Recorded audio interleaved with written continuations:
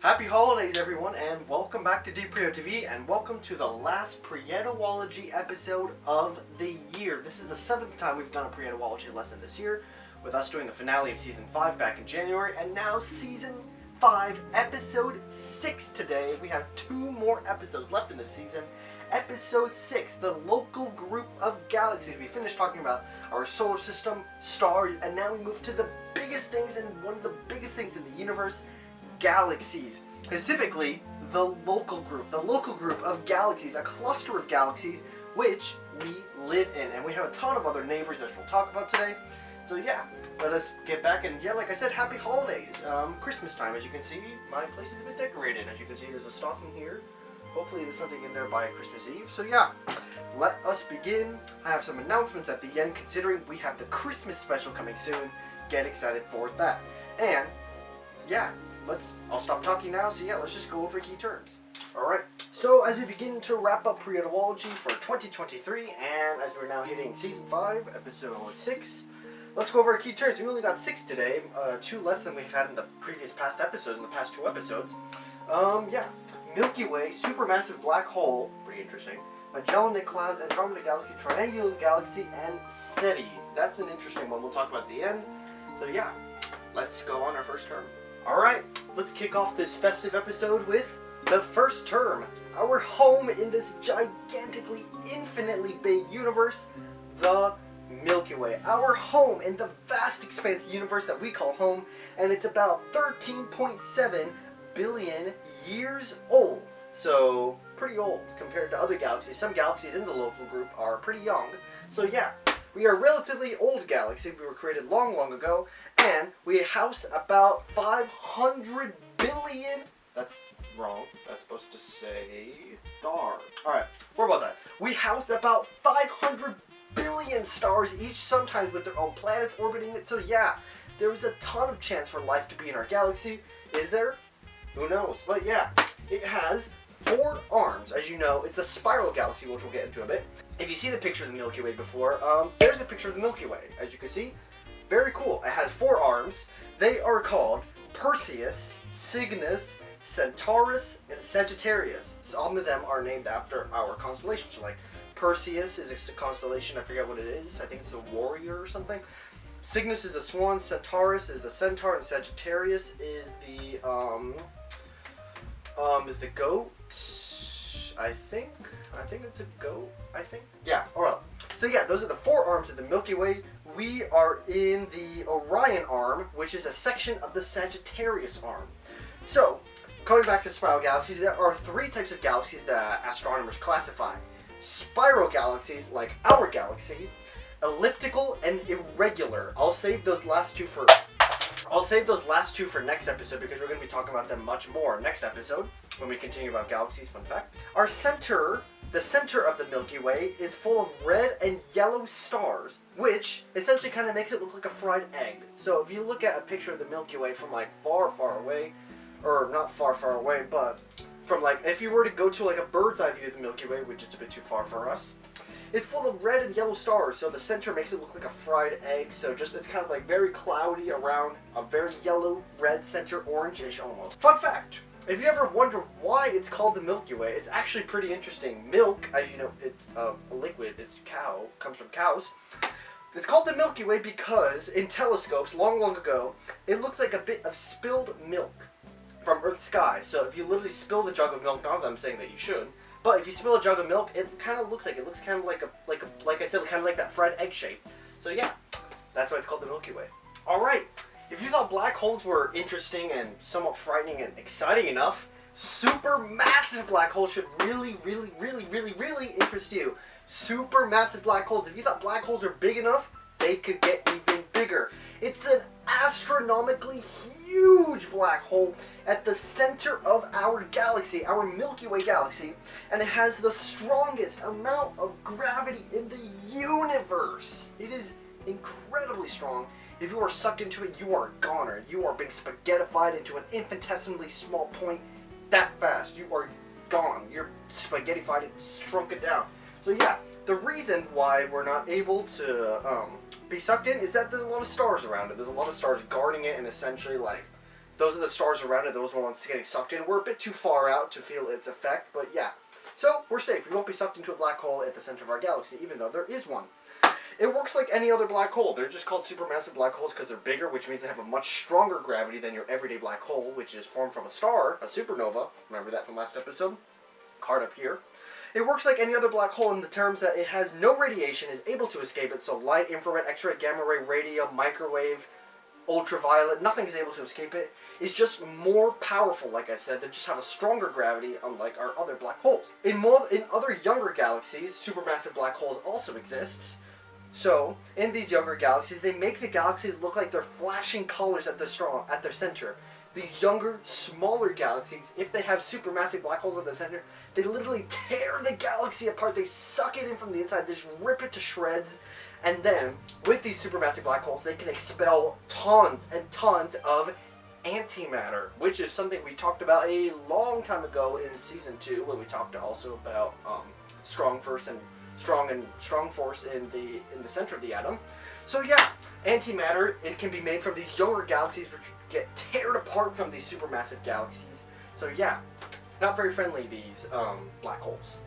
Fun fact, our supermassive black hole, like I said, in the center of our Milky Way is only 26,000 light years away. So light would, if you were to travel from Earth to the center of our galaxy, our supermassive black hole, 26,000 years it will take. So trust me, we are safe from this supermassive black hole. Nothing will harm us, for now. It's a shame this astronomical object is usually forgotten, but yeah, don't worry, we're talking about it. Magellanic clouds, or Magellanic clouds. I say Magellanic clouds. It's a pair of dwarf galaxies named Large Magellanic Cloud, or Large MC, LMC, and Small Magellanic Cloud, or SMC.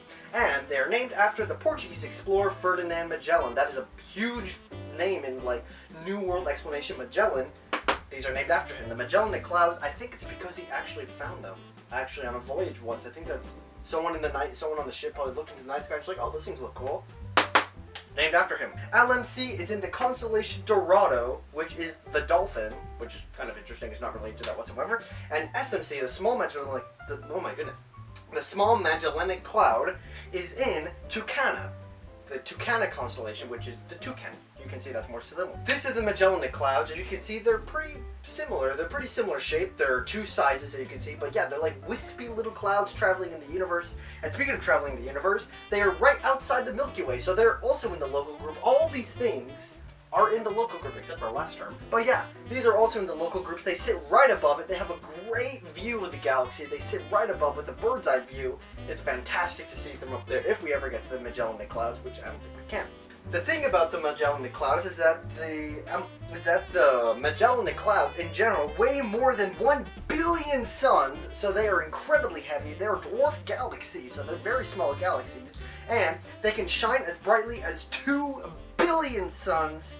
So yeah, they are incredibly bright and incredibly heavy. They could possibly even have galaxies inside them, both of them, and they also, along with having galaxies inside the clouds, they might even be orbiting our Milky Way. So, who knows? We still don't really know a lot about these Magellanic Clouds. We just know that they're there, but we don't know really what they're there for. Do they just orbit around the Milky Way, or is it just a random pattern that just float around the universe? Do they have galaxies inside them? Could they have life inside them? Yeah, a lot of interesting questions in astronomy. Fun facts! The distance between the small and the large Magellanic Clouds, it's hard to say Magellanic,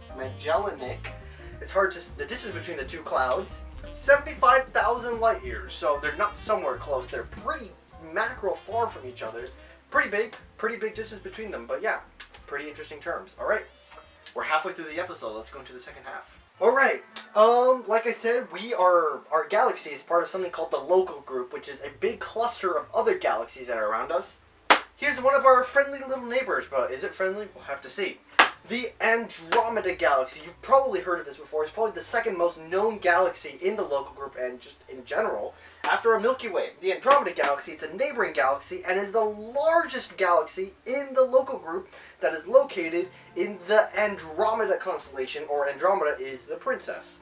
It is also a spiral galaxy like our Milky Way, which means it has arms. This galaxy is also, in scientific terms, known as M31 or NGC 224. So if you wanted to call it that, that's fine. But most of the people just call it the Andromeda Galaxy because it's in the Andromeda constellation. Along with being in the local group, like I said, it is the biggest galaxy. It is twice as big as the Milky Way. So if you thought the Milky Way, if you thought your Milky Way home galaxy was big, this is even bigger, with over 1 trillion stars that are housed in the Andromeda Galaxy compared to the 500 billion that are in the Milky Way. So twice as much. It is huge. This Andromeda Galaxy.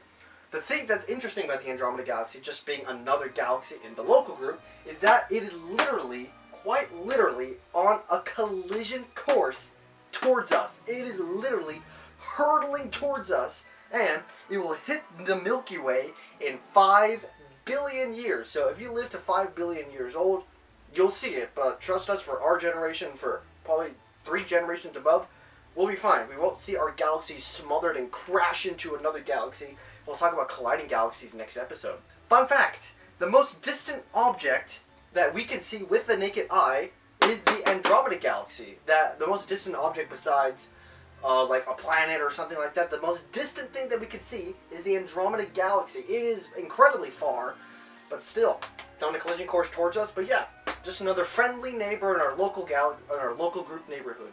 Alright, we have 2 more terms. So we've talked about 2 main galaxies thus far. We talked about our home, the Milky Way, the Andromeda Galaxy. Let's talk about the 3rd main galaxy, the last of the 3 main galaxies in the local group, the Triangulum Galaxy. It's probably not that known as the other 2, but yeah.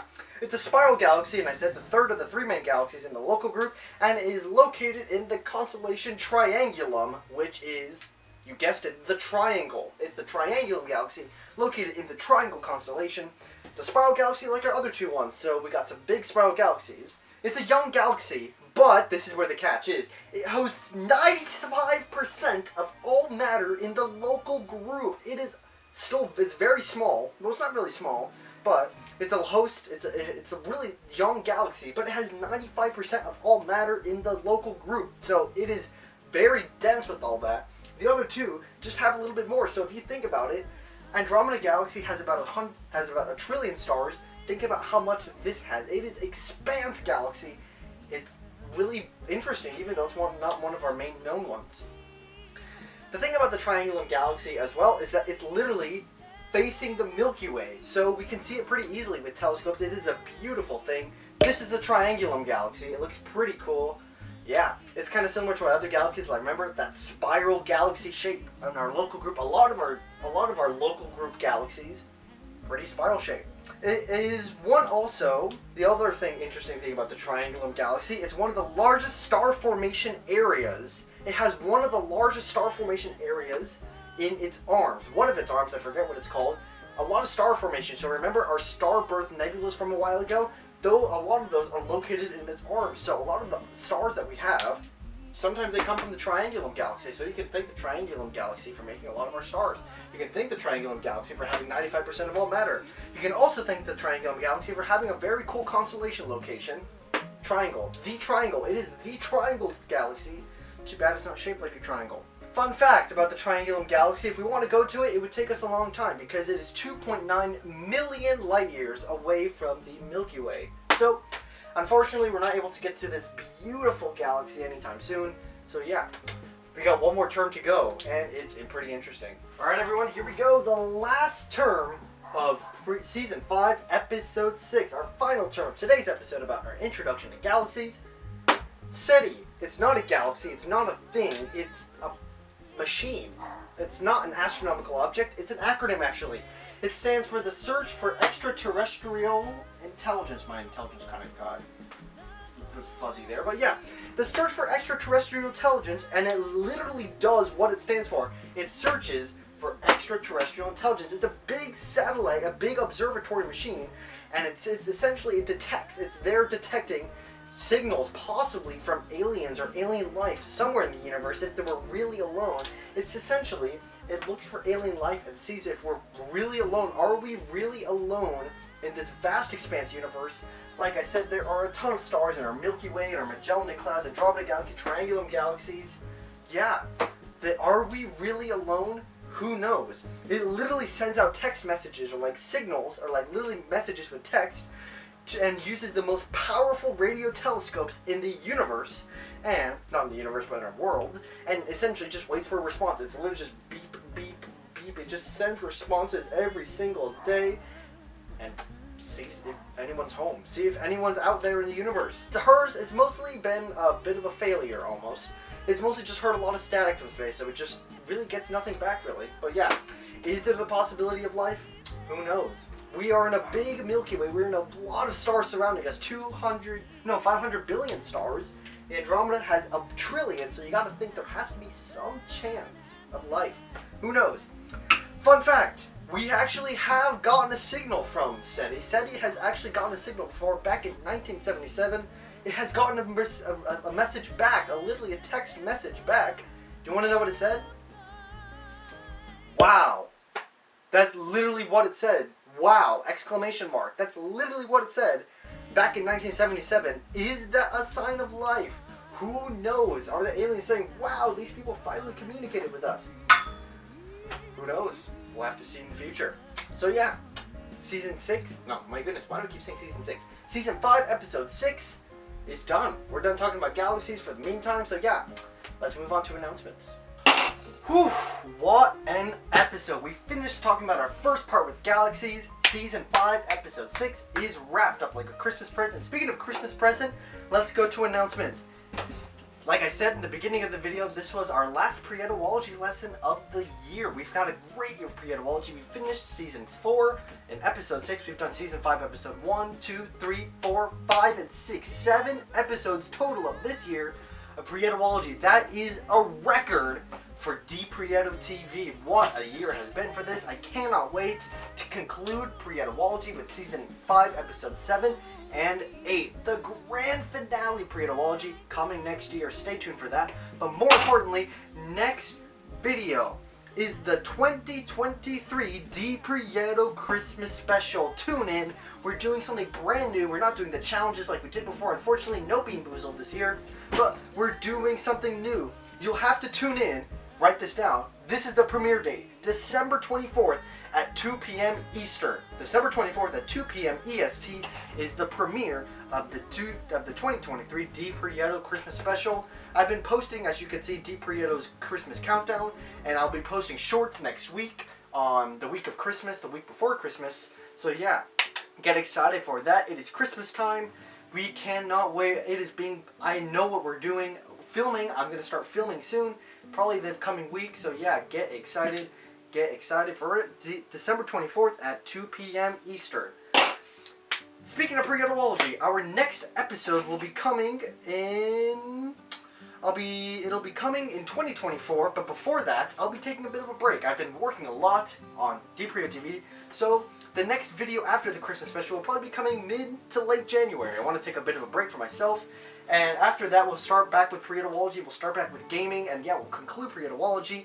But yeah, the next episode topic for Prietology, I don't know when that's going to be, but the next episode topic will be Galaxies Part 2, but this time we're going outside our local group, our home, and we're going into deep space galaxies. So, elliptical galaxies, irregular galaxies, the Virgo supercluster, redshift, colliding galaxies, what happens when galaxies ram into each other, what happens when that happens, and what's another one?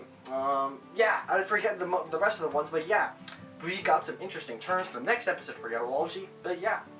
As you can see, I wore my Santa hat this time, but yeah, thanks for watching everyone. I will see you next week on December 24th, Christmas Eve, for the Dprieto Christmas Special. Tune in, you're gonna love it. I'll be putting a bunch of stuff out for that, so yeah, thanks for watching that, and yeah, I'll see you for this Christmas Special, and remote.